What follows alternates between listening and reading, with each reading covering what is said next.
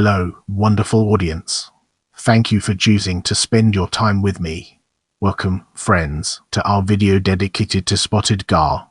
Let's dive right in and uncover its wonders. The spotted gar Lepisosteus oculatus is a freshwater fish native to North America that has an abundance of dark spots on its head, fins, and dart-like body. Spotted gar have an elongated mouth with many needle-like teeth to catch other fish and crustaceans. It is one of the smallest of the 7 species of gar found in North America, growing ft in length and weighing pound typically. Gars have diamond-shaped, thick, enamel ganoid scales. The name Lepisosteus is Greek for bony scale. Gars are almost never eaten in the central and northern United States. They have high levels of mercury and are considered a cancer risk.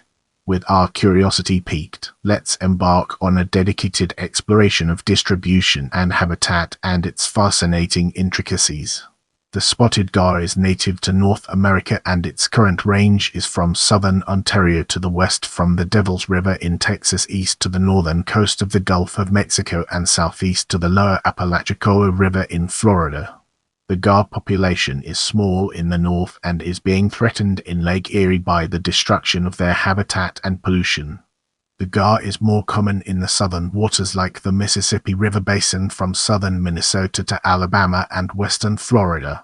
Historical records indicate the spotted gar resided in the Thames and Sydenham rivers in Ontario, Canada. Also, the fish was once common in Illinois in the Green and Illinois rivers to the swamps in Union County. Though sporadic, the population has dwindled in these water systems because of the loss of specific habitat they need to live, clear pools with aquatic vegetation. Habitats for spotted gar are clear, slow-moving, shallow waters of creeks, rivers, and lakes.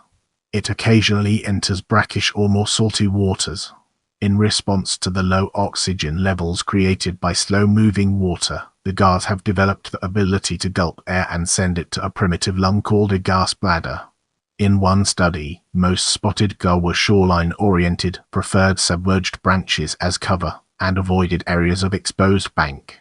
During a flood pulse, a floodplain provides habitat for spawning and nursery habitat for gar eggs. The time has come to unravel the secrets behind ecology and gain a deeper understanding. The spotted gar is a voracious predator. Its sharp-toothed beak is very effective at catching fast-moving prey.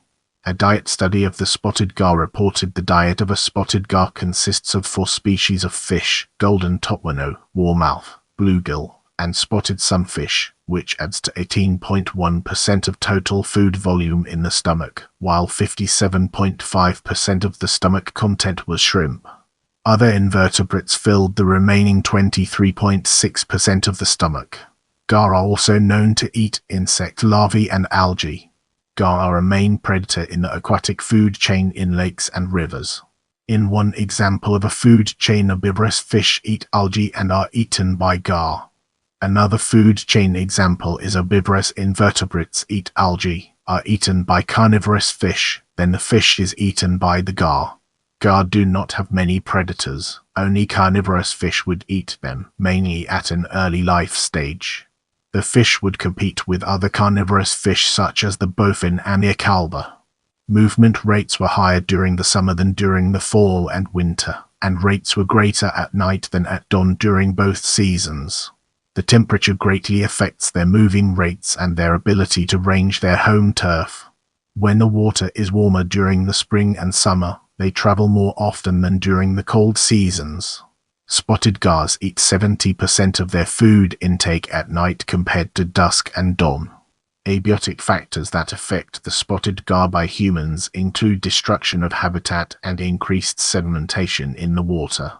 In 2002, the Louisiana Department of Environmental Quality, Office of Water Resources, in coordination with the U.S. Environmental Protection Agency, took fish tissue samples in the lower Mississippi River to test for heavy metals and organic compounds. Spotted gar was found to be a cancer risk with high concentrations of heavy metals and organic compounds. As we venture forward, let's examine life history in detail and gain a deeper appreciation for its significance. Spotted gar spawn in the spring in April, May, and June, or when the water temperature is between 21 and 26 C 69.8 and 78.8 F, depending on the location. Gars spawn in shallow water with abundant vegetation and cover. A female can have multiple mating partners, and the female is usually larger than the male. The female can lay up to about 20,000 eggs, but on average about 13,000 eggs are laid. They lay their eggs on leaves of aquatic plants. The eggs are green in color and have an adhesive coating to keep them attached to aquatic vegetation. They are highly toxic to prospective predators. After 10 to 14 days, the eggs hatch. At this stage, the Gars are most vulnerable.